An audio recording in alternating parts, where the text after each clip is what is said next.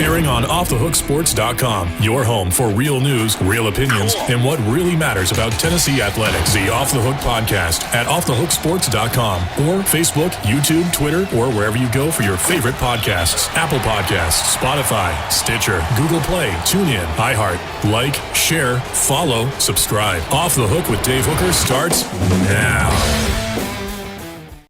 Welcome. It is a Friday, so hope you have great, fantastic, awesome plans for the weekend. We've got a huge show. Whenever you're listening, we're going to talk some college football recruiting with the best in the biz, in my opinion. Just like our advertisers, I only endorse people that I think you should go to, and that is Ryan Callahan of Go Vols 24/7. Kind of a small recruiting weekend, but getting wrapped up for a monster recruiting weekend 2 weekends from today. But we're going to talk about who's going to be in town this week, so stay tuned. Chris Landry of LandryFootball.com will join us. That's a great website that I also endorse. And we're going to talk about the Jimmy Haslam. I wrote a column about how Tennessee does not need Jimmy Haslam around. And guys, we talked about that a little bit yesterday. And Amanda, I think we all agreed, boom, as I move you, that I think we all agreed that ultimately, Jimmy Haslam has a bit of a checkered past recently over the past decade or so. I don't think the Vols need him around, so people can check that out at offthehooksports.com. Yeah, absolutely. Wasn't he involved in that recent Miami coach, like suing the NFL and the Browns and somebody else? Wasn't he involved in that scandal? I'm pretty sure he was. Yeah, I've listed 3 scandals and I forgot that one. That's sorry. Well, no, that's not. I mean, that's not a good sign when you've got so many scandals that people forget about one of them. So yeah, and of course, Ethan, the big news, we had Ben Joyce on yesterday. You can hear that interview. Please go to YouTube and subscribe to get more great content about the Vols. But Ethan, I just thought Ben Joyce was super cool. I told people all day, and I've interviewed, I'm old. I've interviewed a million people, but I was just talking to him, and it was just so cool. I was telling somebody about it yesterday. Here he is, 21 years old, life in front of him. He's about to sign a multi-million-dollar contract, and it was really cool for me having covered football, which you probably know by now is more of a bunker mentality.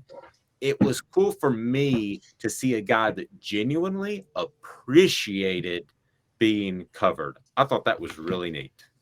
Yeah, it was. And like you said, it's easy for Ben Joyce and all these athletes right now to be happy, I'd say. Not just because of the way Tennessee baseball is doing, just because of how Tennessee athletics is doing. They live in a good environment. They live in a good university, getting good schooling, and they're beating up on other teams. And they have a legitimate chance to go and make some noise in the College World Series. So they have every reason to be happy. I went and covered a press conference the other day of Luke Lipsius and Jarrell Ortega. They're exactly the same way. They love being covered. They love the publicity. They love not even the publicity for themselves. They love the publicity for Tennessee baseball, just that people care about watching them and people care about seeing the great things that they're doing this offseason and probably what they keep doing. Tennessee has played 11 more games than Notre Dame, which is something that baseball, if it continues to grow, the NCAA or SEC or whoever it is needs to take a look at, because that seems weird to me, Amanda. Can you imagine in football a team playing 2 more games, which would be like 20% somewhere in there? I mean, that's goofy, but I think it might help Tennessee because they have depth and they've seen a lot of different scenarios. No, I completely agree. If you can it's basically practice, but you're going against a surprise. So instead of going against the same guys that you go against every day in practice, you're going against somebody, another team that can give you a little bit of a different perspective on the game that you're playing. I think that's definitely a good thing for Tennessee. I wouldn't be, if I were Tennessee, I wouldn't raise that issue. No, I think it's good as long as they have depth. I mean, if we were talking about a team that didn't have depth, Ethan, and they had a couple of injuries, then we're saying, why did they play 11 more games? Yeah, and I feel like that was a thing preseason that people were kind of iffy about whether this team would have depth, and they absolutely do, like you say. And in baseball, I guess I'm looking for the word right now. Endurance. That's the one. Endurance is a virtue in baseball. You got to have it, and Tennessee has showed most definitely that they have that skill and I guess that talent to be able to really play with anyone. Jared Dickey and Christian Moore, like I said the other day, they were the ones that got it done against Campbell. They were was it against Campbell? It was against Georgia Tech. But anyway, they were the ones that got it done when it mattered, and they're not even starters. So for that depth, for not even hitting depth, for pitching depth to be where it is, Tennessee's in good shape no matter how many games they've played. I Curious, Tony. also, Sorry. I Go ahead. also think that football's a little more physically intensive than baseball is. I mean, that's a big comparison. Oh, no. I completely agree. I mean, you could suffer one season-ending injury in football far more likely than in baseball. Here's Tony Vitello, Tennessee manager, talking about playing 11 more games than Notre Dame, who they will face in the Super Regionals this weekend. You get to a certain point and you can say that your team is experienced or they had chances to prove themselves or learn from things. So again, I don't know what that watermark is, but you get into a competitive league like ours or theirs, you probably can check a box that you've got a full season of body of work that can show this is how good of a team we are, and then also these are the things we do well and things that maybe we learned from. But I do think as you play more games, as we'll find out on Friday, both teams, there's going to be some things that pop up inevitably in this game of baseball. The beauty of it is you see things for the first time all the time. Yep, you do. So they've seen a lot of things, Ethan. I don't imagine a situation that I don't imagine a situation in which they haven't been in before. We shall see. Yeah, I guess that's going against what Vitello said. That was one of the more interesting quotes I heard at that conference yesterday. Actually, the you see a lot of things for the first time. That's just so true. That's so true. If you watch the game of baseball, often crazy stuff happens to Tennessee. Not just Tennessee, just everybody that plays college baseball the entire season. And I feel like that's a reason that it's kind of getting an uptick in viewers this season. I feel like people are really excited for that, and they see all the wacky stuff that's happening. I mean, for example, Oklahoma State and Arkansas, they had a game, I believe, the other day that went 29-15. They broke a record for runs in the Stillwater Regional. And so stuff like that's keeping the game new and interesting. I feel like that's really driving the viewership of this game up. All right, let's get right to it. Let's get you caught up on the day. Something that stood out to me that I think is sometimes lost. And I've talked a lot about the feel-good story about this team, but Tennessee quietly, I don't think anybody went and covered it, but Tennessee's baseball team went and visited Children's Hospital the day before, guys. They have the super regionals ongoing. It just is pretty incredible to me, the feel good story that this team is, and it doesn't get covered like football. That used to be something that they would do in the off week, and we would actually cover that, but it doesn't get covered like it does in football because everybody has manpower issues. We all know that, and ultimately at the end of the day, guys, media has to determine where they spend those man hours, so they don't cover that. But Amanda, it certainly seemed genuine. I get the feeling that these players really wanted to be there, holding babies. It was really cool. And I have experience with Children's Hospital on a personal level, so that meant a lot to me. And you didn't get the feeling that they were there just because they had to. They truly appreciated it.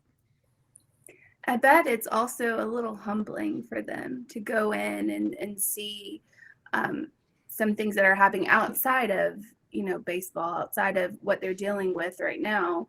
And I mean, I've, gone on mission trips and stuff, and going there, you're definitely humbled in a way, because you get to see some real issues and real problems outside of your comfort zone, but it also gets them in a mindset away from the pressure, I think, of what's coming, this weekend. What about Notre Dame left fielder Ryan Cole saying quote, I couldn't tell you exactly what they see, talking about Tennessee. But if I were them, I'd be a little scared. I think we're a very dangerous team. I would not poke the bear. I would not poke the bear. I know. And if I'm one of the pitchers for the Fighting Irish, I'm like, hey, Ryan, can we talk for just a second? Because really this game's going to come down to, because both teams have good pitching staffs, it's going to come down to Ethan, who hits the ball better. And that's more likely going to be Tennessee. And there's no reason to stoke the fire. You hit the nail on the head. Yeah, absolutely hit the nail on the head. With their pitching staff, they've got to be like, hey, man, this team has been a buzzsaw this entire year. They've made constant, I guess, examples out of people that say stuff that you just said, to the press, to media, and it's never gone over well for people like that. Ever. Alabama, when they beat Tennessee earlier in the season, and they really weren't even doing that much, but Tennessee made this big deal out of it, and then beat them 9-2 and then 15-4 the next couple games. They do not do well with people. I guess the word is disrespecting. I'm not even sure if that would be the word. They're just so good, and I feel like you said, poking the bear in that manner, and knowing that team is coming to town or you're facing that team, it's just not a good idea. It's usually not a net positive, especially on a stage as big as this, where Tennessee is playing and where Tennessee has won 11 games in a row. I would keep quiet. And there's two things you got to do against this Tennessee team. Keep quiet, number one. And the confidence is a good thing, but that doesn't necessarily mean you have to say it out on the social media. And then the second thing is you got to score a lot of runs early and hang on for dear life because Tennessee, that's their thing. They feed off being down. They feed off other people's emotion, other people's energy. And Notre Dame has to do their best, their absolute best to, I guess, quell that going into the Super Regional. No, I think so. And as far as recruiting, we will visit with Ryan Callahan here momentarily, but we'll see what Carnell Tate does. That is obviously one that everybody is following. He's a 5-star wide receiver. He is set to announce his decision. But I was talking to Ryan yesterday, and the recruiting momentum is a game changer, and talked to some other people as well. And I'm going to be real frank with you. It is undoubtedly about NIL. I'm not taking anything away from Josh Heupel. I'm not taking anything away from what Tennessee has to offer, because I think they have a lot in terms of facilities and so on. But the NIL has changed the game in recruiting, and Tennessee has big time boosters. Tennessee has a market with businesses that will support it, and I think it's going to just continue to help them. So we certainly shall see. Stay tuned. Coming up next, it'll be Ryan Callahan. He will join us. We're looking forward to that. I do want to remind you that we're brought to you in part by Owl's Nest Barbecue. You have got to check out Owl's Nest Barbecue. Just go to Owl's Nest Barbecue, and it is awesome. Everything you need, and the most beautiful grill that I've ever seen was posted yesterday. You have to have a truck to pull it. owlsnestbbq.com. Barbecue, not just a food, it is a method. So more after this, as we will be joined by Ryan Callahan talking Vols Cruton on Go Vols 24/7. Hi, Mike Davis here with City Heating and Air, reminding you to always dare to compare. Our team provides quality local heating and air service, installation, and maintenance across East Tennessee. We use only the best equipment like American Standard heating and air conditioning for your residential, new construction, or commercial needs. Honesty, dependability, and customer satisfaction have been the cornerstones of our business since 1961. City Heat and Air. Dare to compare.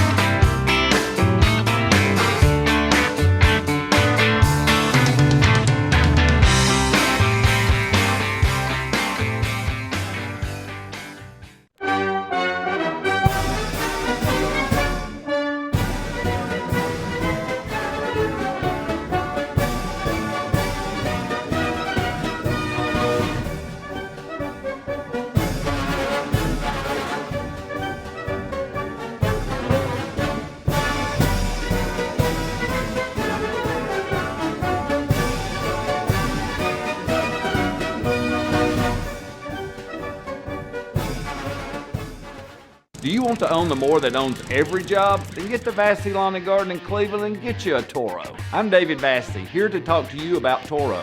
With a Toro Zero Turn, you'll get more out of every minute and you'll reach the finish line faster. At Vassy's, we like to say, no matter if you're mowing 3 acres a week or 11 lawns a day, homeowners and business owners alike find confidence in equipment they can trust from top to bottom. Vassy Lawn and Garden, Highway 60 North in Cleveland. Man alive, it's worth the drive.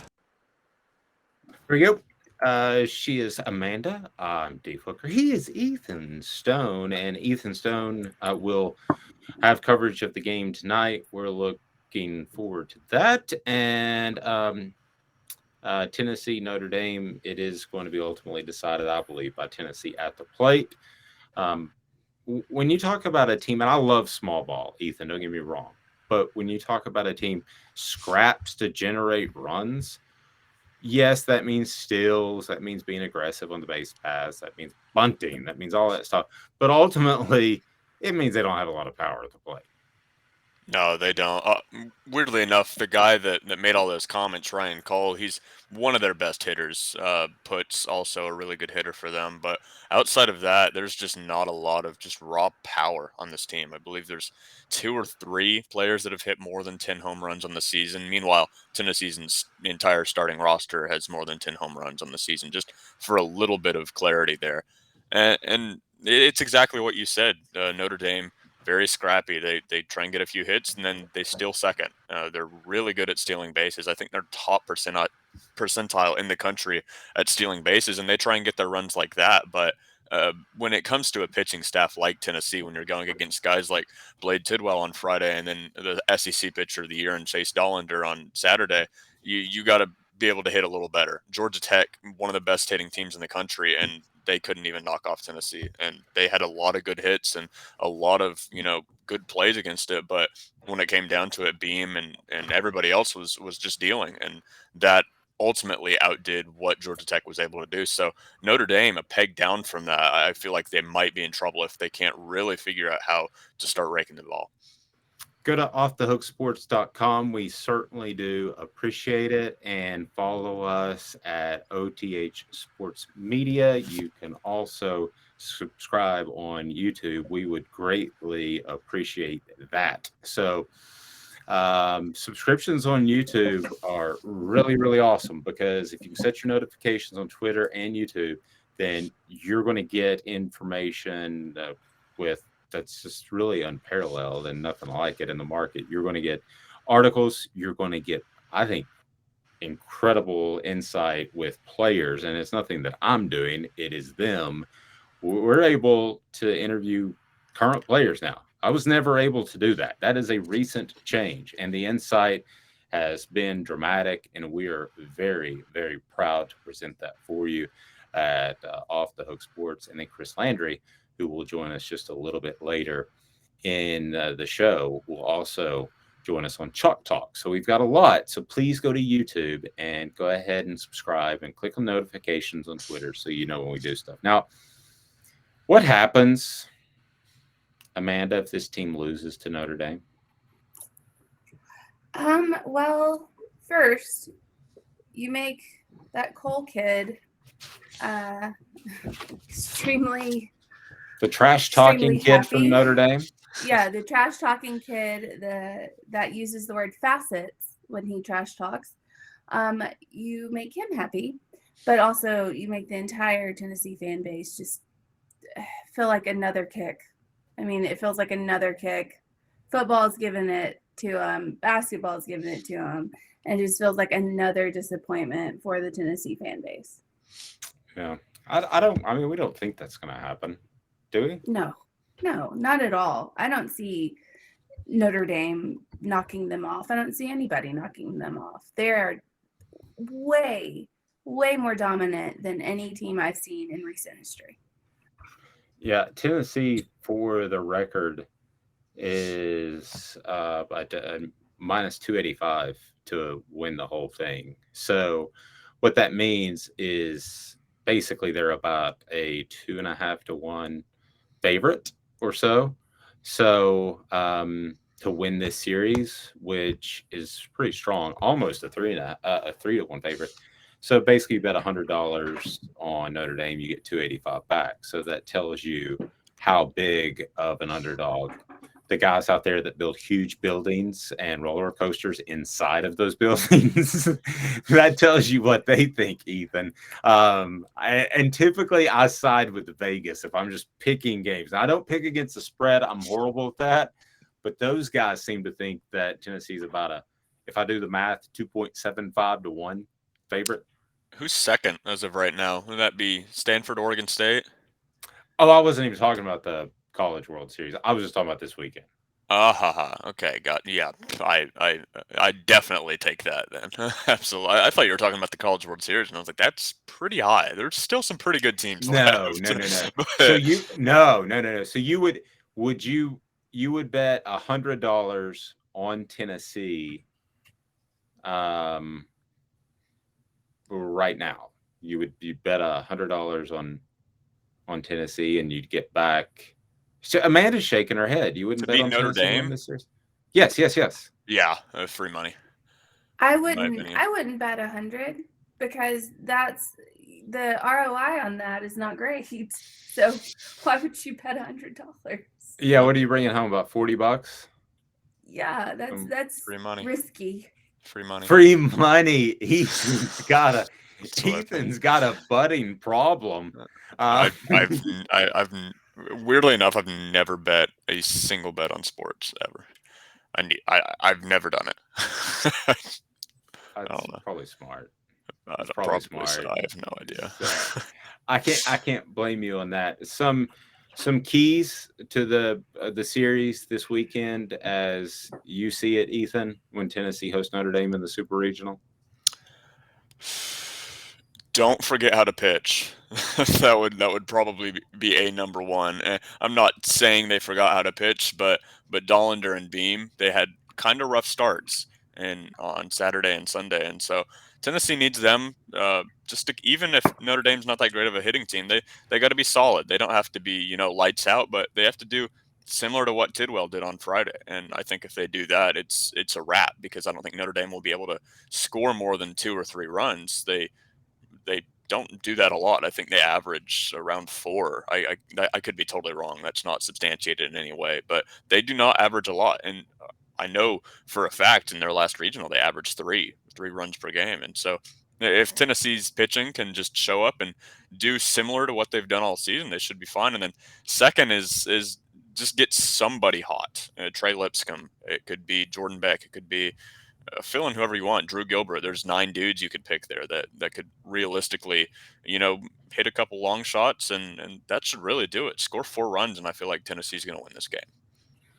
Great place to watch the game tonight and over the weekend would be our friends at Big Orange Philly. Go to Big Orange Philly. Man, and if you're listening to this on your lunch break, it is a great time to go ahead and order. You can get quality food, fast, hot, nice, or you can get something cold from the fridge. They've got it all. And stay for the darts, billiards, and live entertainment. They've got karaoke too, which I'm just incredible at.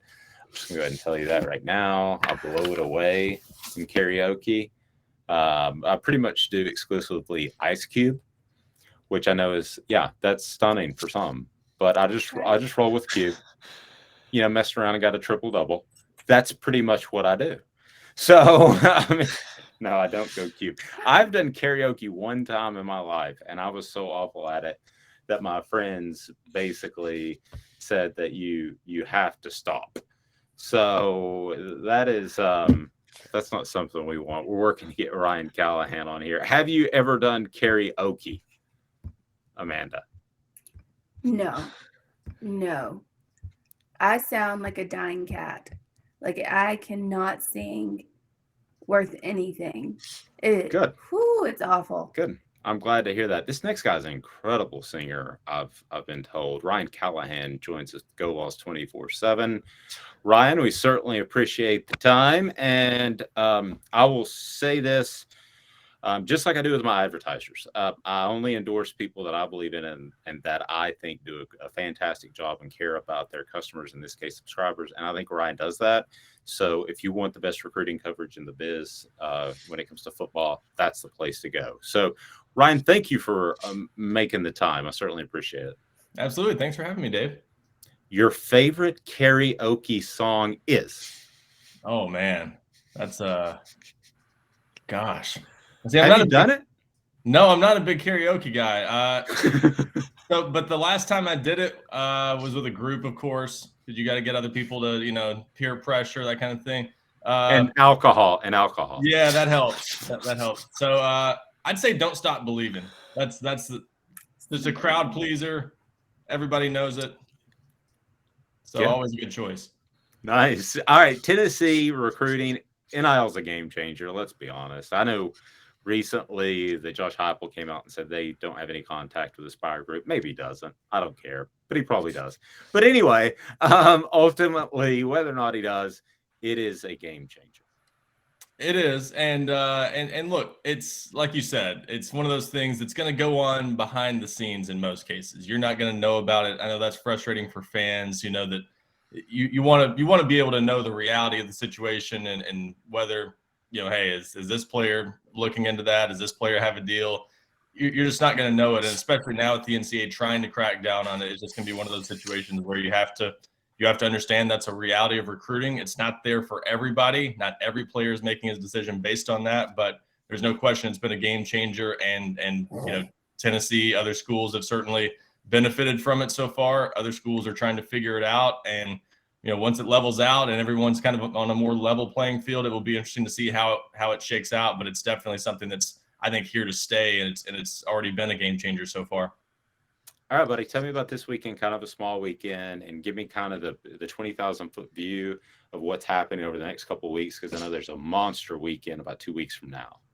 There is. This weekend, not the biggest weekend, as you said. A few official visitors. Aiden Mizell is the highest ranked of the bunch, a 4-star wide receiver from Florida. Tennessee had in just a couple of weeks ago. Florida looks like the top team in the running for him right now. I think Tennessee is certainly on the short list of favorites, though.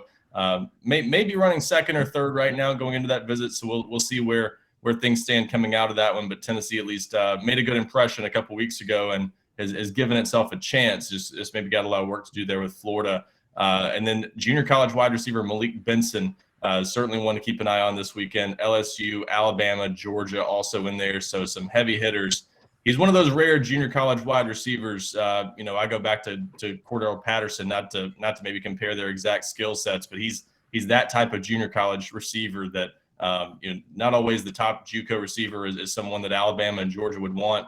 Malik Benson is kind of that rare type that has that sort of ability. So he's certainly an important visitor this weekend. And then Jalen Smith, the linebacker from Grayson High School in Georgia, big time program down there, and Tennessee's gotten some players from there in the past. Wanye Morris, of course, was from there. So had some success there in the past, a school they'd like to continue to tap into. And Jalen Smith is an example of what that school can do. Kind of sat behind some other linebackers a couple years ago who went on to play college football elsewhere, got his chance to play last year, and all he did was set the single-season school record in tackles when he got his first chance to start. So he's sort of made a name for himself the past few months based on that film. But Tennessee's made him a priority for a while now and hosted him on one visit before, and now this official visit this weekend, a big opportunity for them. So those are the three guys to watch.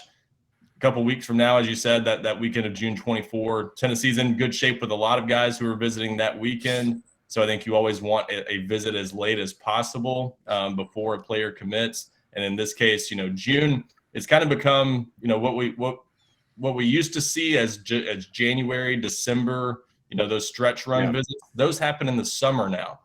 So kind of jockeying for position in June is important. And so Tennessee getting the last visit before the start of the dead period that begins June 27 is a big deal. And so Tennessee is well positioned with some of these guys, gets the final visit this month with a lot of those guys. That's why you see so many visitors that weekend. And the hope is that a lot of those guys will end up making decisions in July. So July has kind of become commitment month after everybody spends the month of June on the road. So I think Tennessee is set up well to have a good month of July if things continue to fall their way. But they've got to close the deal with some of those guys who will be visiting, especially that weekend. Francis Mauingoa, the 5-star offensive lineman from IMG Academy in Florida, among the big names expected to be in that weekend. Some top targets like Christian Conyer, cornerback from Bowling Green, Kentucky. So a lot of important guys will be in that weekend, and Tennessee is already positioned pretty well to be able to maybe have a pretty big summer if that weekend goes well. I saw where Tennessee picked up a commitment. You cover recruiting better than anybody, from shortstop Maui Ahuna out of Kansas. What can you tell us about him? Sorry, is that the best curveball ever? I asked you about a baseball player from Kansas. Hey, I've heard the name. Obviously, that's pretty good.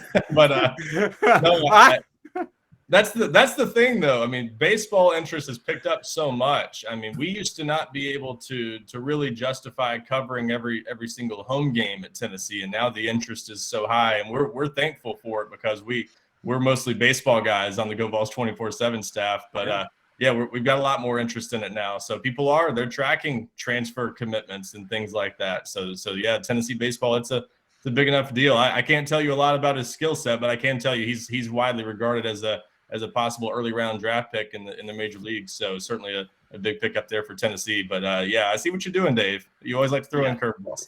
Well, good gracious. But Ryan actually knew something about him, which was so just strong. a little. Yeah. So, all right, last thing, I'll let you out of here. Give me 3 guys that are the most coveted on Tennessee's board, that if they could snap their finger, they are committed, they are signed, it's done. Yeah, I think you got to start with Carnell Tate, the 5-star wide receiver from IMG Academy in Florida, teammate of Francis Mauigoa. We mentioned him. I think those two guys right there, even being at the same school, coincidentally, they're among the highest rated guys Tennessee has a shot at. They're among the top priorities, and Tennessee would love to have them. Need some offensive line help, obviously, to protect Nico Iamaleava at quarterback in this class. Needs a big-time target at wide receiver. Those are 2 guys he's actively involved in recruiting. So I would definitely start at those 2 with those 2 guys. And Tennessee is probably as well positioned as anybody with both of those guys at this point. I think they're probably the slight favorite for Carnell Tate over Ohio State, but that's still a battle here down the stretch as he gets ready to announce a decision this month. And then Mauigoa, Tennessee really impressed him on that first visit. We'll see how that official visit goes later this month. But he's visiting Alabama, some other big programs over the next couple of weeks, and Tennessee's got a real shot there. On the defensive side, I could pick any number of guys. I'll go with Shondavian Bradley, the edge rusher from the Kansas City area. Tennessee really impressed him on his first visit a couple of weeks ago. He's another guy who will probably be back on campus at some time this summer. No official visits to Knoxville scheduled yet. But if they could pair him with Caleb Herring at edge rusher in this class, what you could potentially do rebuilding that spot on Tennessee's depth chart with Josh Josephs, James Pierce, Caleb Herring, and potentially Shondavian Bradley in 2 classes at edge rusher.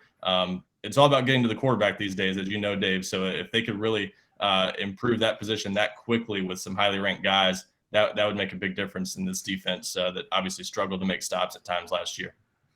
But I'm going to get you out of here. Tell us how we follow your fantastic work. Yeah, GoVols247.com. It's actually a great time to sign up right now. We've got a special 60% off of your first year as an annual subscriber, $1 for the first month. And tons of great coverage on recruiting this month, baseball, off-season football and basketball news, plenty happening. So go check out all that good stuff at GoVols247.com. The guy has 3 kids, 5 and under, and he's throwing Ben Joyce heat in recruiting. He is killing it. I don't know how you get any sleep. Ryan, I appreciate it, buddy. Thanks a lot, Dave. Ryan Callahan joining us. And we go right to Chris Landry. We're back to back, LandryFootball.com. And this guy, I mean, we're flying through guests, Chris. Chris is a buddy of mine, and you can hear Chalk Talk. I would love for you to subscribe to our YouTube channel. I would love for you to set on those notifications, because Chalk Talk is one of my favorite parts about what we do at Off the Hook Sports, because I learn more about football. So if you like getting behind the scenes and the X's and O's, LandryFootball.com is the place to go. Chris, how are you, sir? I'm doing good. Good morning, guys. How you guys doing today? I'm ready to take a nap after this week. Well, I'm not going to lie to you. You can go ahead and take a nap now. You've got 2 able folks that can take it over. Absolutely. I bet I know it's been a hectic couple of weeks for you guys. So keep up the great work. It's a great thing you're doing for Tennessee fans. I think fans will get to realize what a great opportunity this is Now, there are a lot of talk shows, but nobody better than Dave Hooker. And you guys are going to do a great job navigating everybody through the Tennessee athletic landscape and beyond. That's very, very, very, very kind words. All right. So we want to talk about this Jimmy Haslam thing. And I want to get Amanda's take because she has a strong perspective on the Deshaun Watson thing. But I wrote a column this morning that Tennessee does not need Jimmy Haslam around their athletic department. Still take the checks. I don't think anybody's turned down the money. And I wrote that in my column, and my wife said, that sounds a little catty. So I ended up cutting it. I might put it back in. But anyway, Chris, whether it's Pilot Oil, whether it's Deshaun Watson, whatever. I mean, we could go on and on. He was, I think, a part of the whole Schiano debacle. It just seems like bad things follow him around. Yeah, and the amazing thing is, people think great businessmen do great things. And if you look at guys like Dan Snyder and Jimmy Haslam, great businessmen, done a great job. I know Pilot Flying J's had problems as well, but they make tons of money. The thing that people may not remember or realize is Jim Haslam was a minority owner of the Pittsburgh Steelers. There's not a better ownership group than the Rooney family. So if you had a seat to sit and watch how to do it, I would have thought, from an ownership standpoint, what a great, this guy has all the makings to be a great owner. He has been an unmitigated disaster. I mean, he hasn't done anything well. And I mean, the only thing he does is, he reacts and he makes one bad decision. And I guess he feels the need, and rightly so, I guess, to try again and try again. Everything he touches, goes the opposite of gold. I mean, it's like everything that he should have learned from the Steelers. It's the complete opposite. You can't, even a blind squirrel will find a nut every now and then. This poor guy hadn't done anything well, and they've actually got a pretty good roster with a pretty good current head coach and GM. And, they've blown decisions on quarterbacks for years and years. And so they panicked, and look, I have been around. It makes me appreciate Bud Adams, who was not a good owner who I worked for, but he stayed out of the way and, except coming in half, loaded in the draft room on draft day. Other than that, he never bothered you. But Jim Haslam is it makes me glad I'm a consultant and no longer working for an owner like that, because I would pull my hair out one by one until I was completely bald if I had to deal with a guy like that. Yes, that wouldn't be any fun. Not to get sidetracked, because I want to stick on this Haslam thing for a little bit longer, but Amanda had a pretty strong take on the Deshaun Watson thing, and Amanda, share that with Chris. I think it carries quite a bit of weight coming from a female perspective as well. Yeah. So with the Deshaun Watson thing, the thing that really sticks out to me is that we've had grand jury choose not to indict, which I think says a lot. I'm not saying his behavior is morally right. I think it's unsavory. I think it's corrupt. I do not agree with it 100%, but if it happened, because at the moment I understand there's 24 women that have come out against him. Kind of 66. There's 60. He had 66 right. I know. I'm sorry. Therapists. But if you do the math, that's what 42 women who haven't. But what I'm saying is, in our country, in our judicial system, it's always innocent until proven guilty. And now I feel like in our media world, it is guilty until proven innocent, just like with the A.J. Johnson thing. He was ostracized from Tennessee just because somebody said, hey, this happened. And in actuality, it didn't happen. I'm not saying this is the same thing, but I'm just using it as a point to say, when is it okay to be guilty until proven innocent? No. Yeah, I don't think it is, Amanda, and I think that it is an unfortunate part of society today. We have, in the information age, everybody knows something or think they know something, and there it is. It's done. Well, and then you go so far, and then this, something's repeated, and then if you repeat it 100 times, you could say today's Christmas. Let's go up and have eggnog and open presents. If you repeated it 100 times, everyone would begin to believe it. It's just kind of the way it is. I think it is the difficult part of this because I don't know what happened. I don't know what happened. And okay, so I mean, you look at it and you hear experts who deal with this stuff on a regular basis, sexual assault. They say, well, of those 40 or so that didn't, are they afraid because they don't want to be shamed, and because if they come out and say that, well, then you were wrong, you should have known better, so you got that, or are these 24 that have accused him, are they one or two, and then a lawyer got, hey, once you all come together and they're all saying yeah, I mean, we don't know the truth. That's unfortunate, and we don't know this.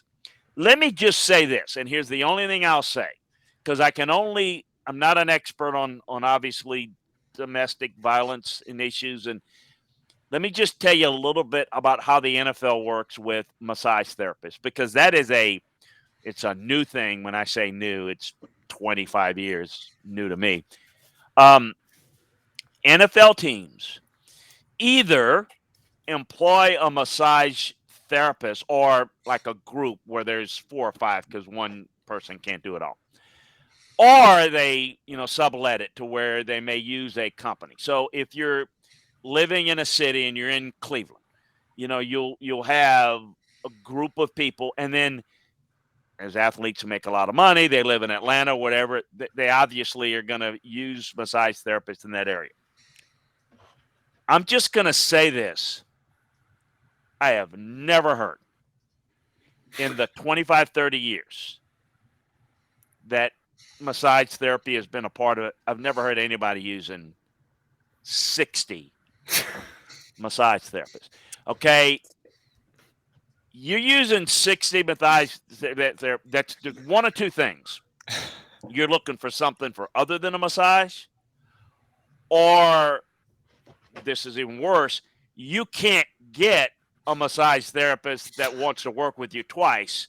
And that's, so you're having to, something just, it doesn't sit right with me. It just doesn't. Now, that's not, I know this, it just doesn't happen. I mean, we had a massage therapist in Houston, and it's, again, it's a group, and it's unusual. It's really unusual.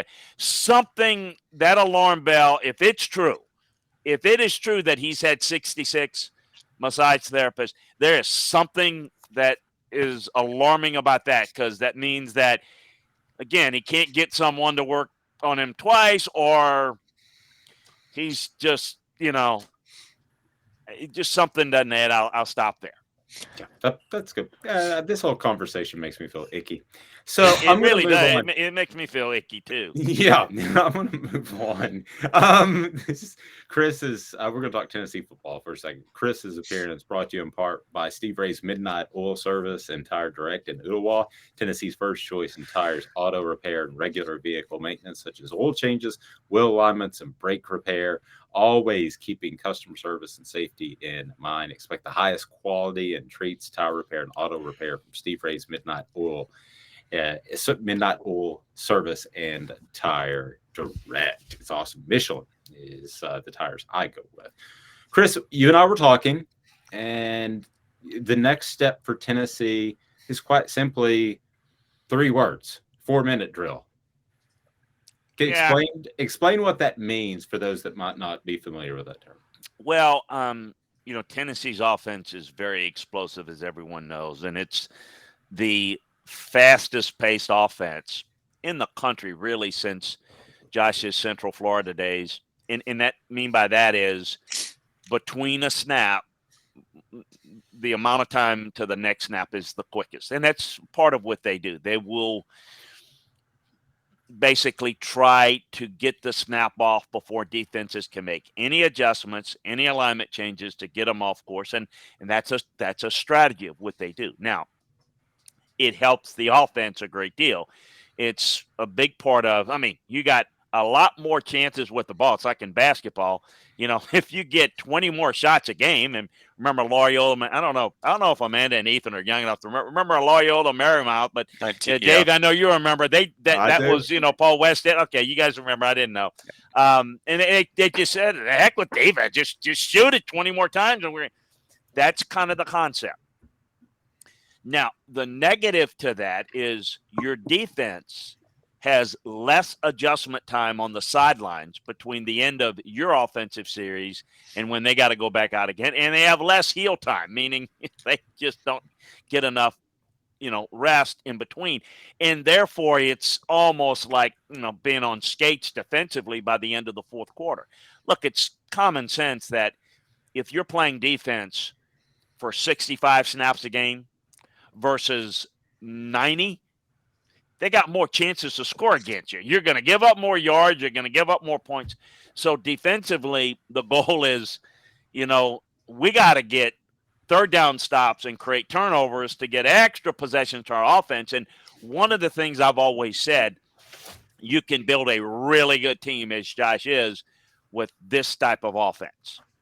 But to be a championship level, which is something that I think we'll see down the road if they can get there. But to be a championship level, you have to do something to help to complement your whole team and to complement your defense by, all right, when you get a lead and you've got a 35-13 lead and it's in the, late in the game, the ability to be able to not put down the throttle. I'm not saying don't try to score. I'm saying huddle. We call it eat clock. Because they're not going to beat you unless you go really quick, you turn it over, they score quickly, and all of a sudden it's 35-28, and you got 4 minutes left, and you just got a game on your hand that was never should have been the case. So that's kind of what I'm saying. Now, I am not in any way criticizing what they've done to this point because they have created more excitement in Knoxville. And I heard you guys talking baseball earlier, and baseball is just, and basketball with what Rick has done, and it's everything when you can't win games and you're struggling against, weak teams and you're winning games that go into bowl games. That's great. One thing I know about at least the old guard Tennessee fan is they love their defense, and the ones that'll talk about Coach Neal in it. Well, it's a different world, but you better play better defense. And in order to play better defense, it's more than just better players, better scheme, better coaching. But I think you have to play complementary ball. And that's something that I'm curious to see how Josh adjusts to. I've used this analogy with Dave in the past. You don't want to be, or maybe you do. I don't know. Let the Tennessee fans decide what they want. Where I see the ceiling with this style, without any adjustments, is what Oklahoma has been under Lincoln Riley in the Big 12. Good enough to win the Big 12, but really not functional in the playoffs. I know they played Georgia well in the Rose Bowl one year. So, but if Oklahoma, that style, was in the SEC, and I know they're going to be in 2025 or sooner, they would not have made it out of the SEC. So that is the key, is you've gotten – I think better and better. Now, how can you adjust it, complement it? Or is this something you're going to have to live with as a Tennessee fan? And is this just Josh's philosophy that, and a lot of these guys are sticklers for not changing. The one thing that probably makes Nick Saban the greatest ever is his ability to adjust. He hates this type of offense. He hates the type of offense that he runs, but he does it because it benefits the rules. And I think playing complementary ball, that's what I call it, is what I think the next step is for Tennessee. And not so much this year, but I'm talking 2-3 years down the road when they get to where they can, quote unquote, challenge maybe potentially for the SEC title. So I know in 2014, that whole Nick Saban 10-second rule was a big controversy, but I feel like maybe he was a little correct in that. I know he's adjusted since. And obviously so. And I know in the end of 2018, Alabama played Oklahoma. Really, I got an Alabama fan on. Oh, I didn't know. I didn't see. I'm learning something new. I didn't know. So that's really good. That's just great. Yeah. Oh, Alabama, hey, Amanda, this is going to be fun for you. I know. Yes, it is. Check the business model. Okay, sorry. Go ahead, Amanda. But I know that in 2018, Oklahoma played Alabama very closely.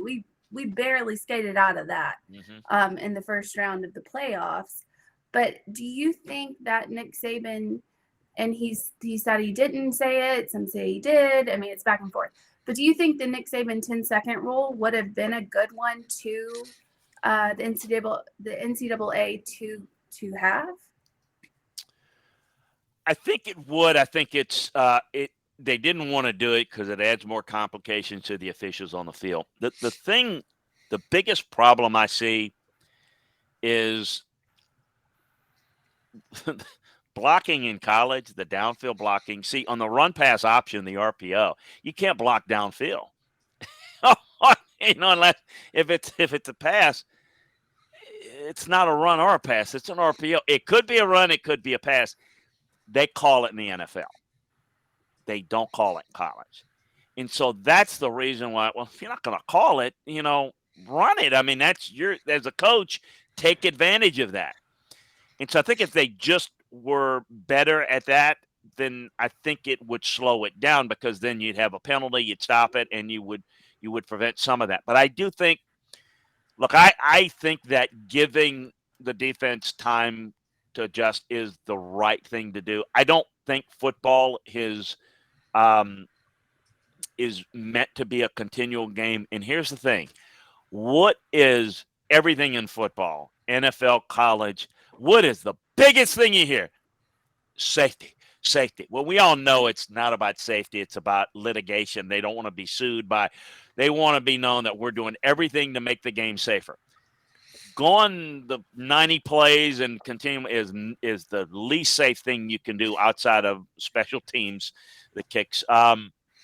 So I would like to see. I just think the genie's out of the bottle. People like this; they love it, and I just think the excitement of the game. I think there are a few things that we won't save it. I get too long-winded, but I think stop the clock after first down.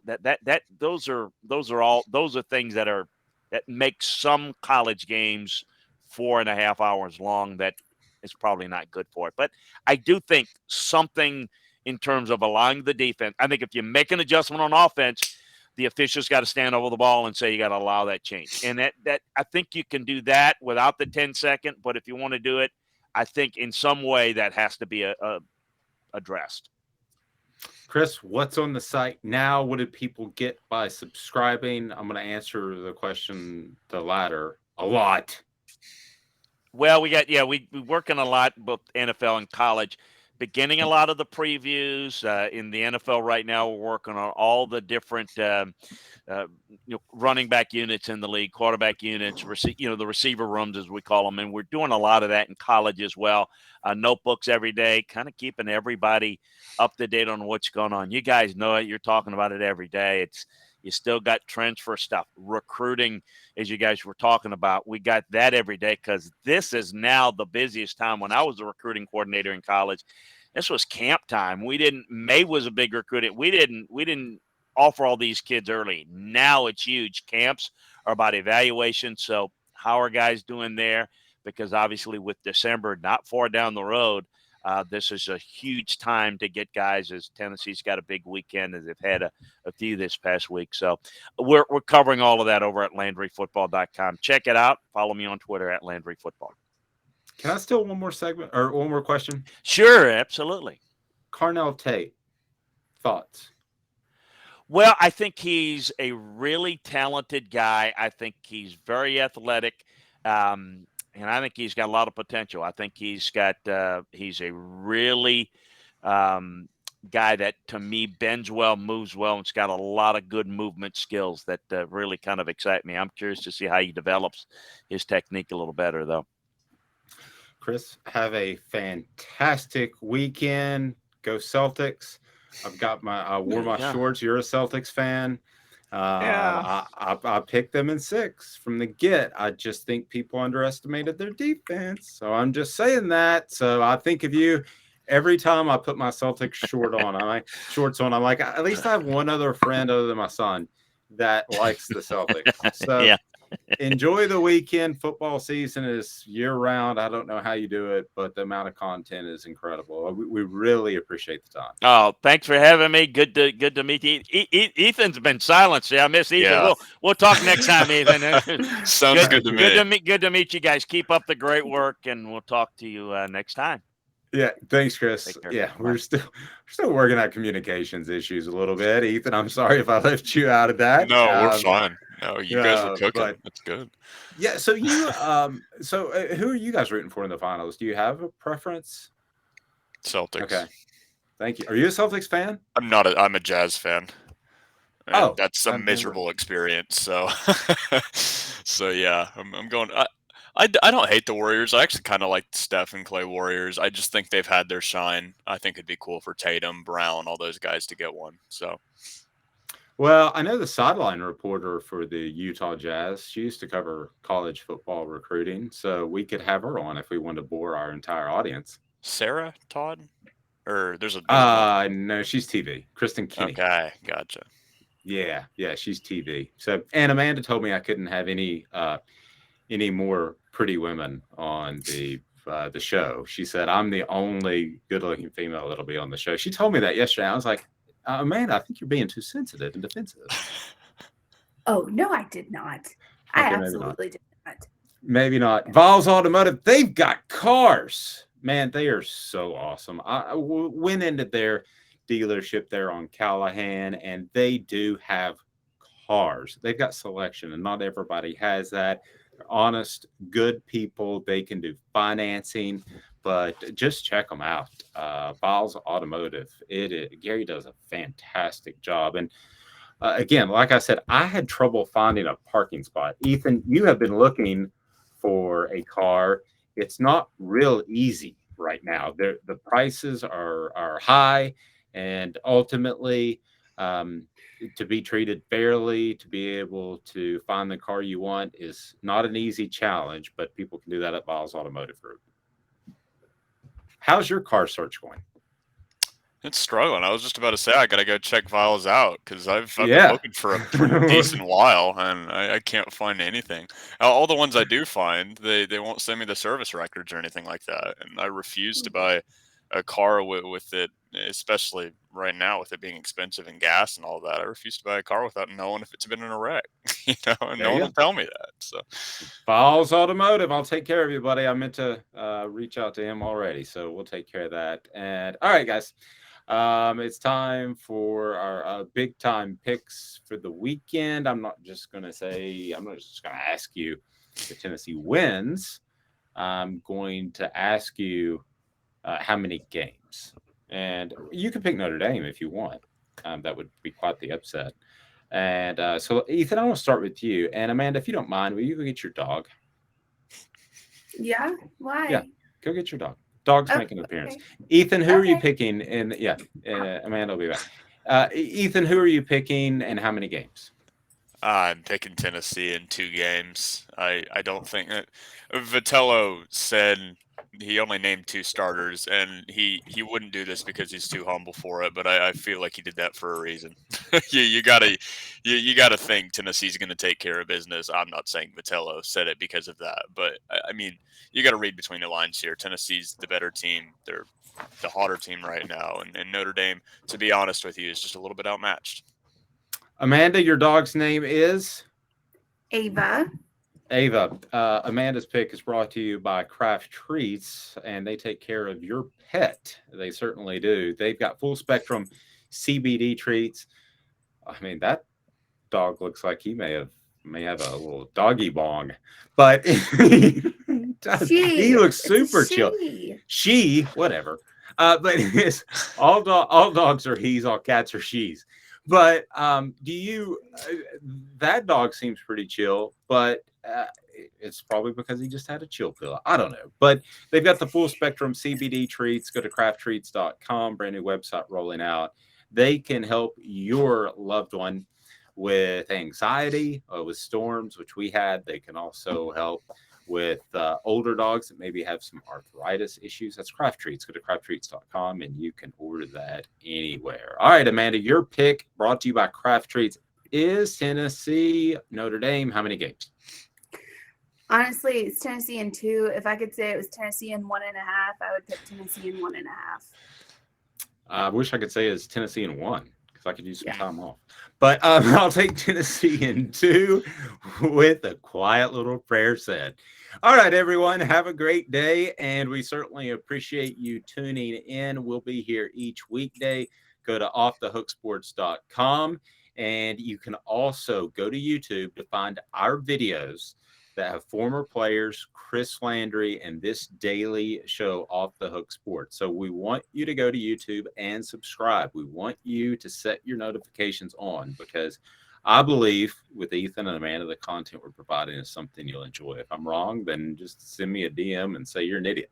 But again, check us out. I'm going to take Tennessee in 2, and I don't think either game's going to be close. And I think trash talking does affect games at times. And I think once it starts, it's over. But I do think you get a little bit more dialed in. So I think the chances, you had the outfielder for Notre Dame say that Tennessee should be scared. I think that has an effect. I've often said that. And when it starts, it doesn't. But you're not going to sleepwalk into the first game. Probably wouldn't anyway because it's the postseason.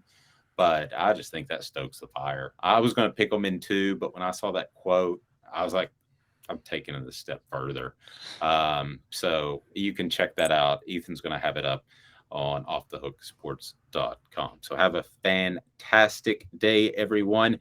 We will talk to you on Monday. This has been a presentation of Off the Hook Sports.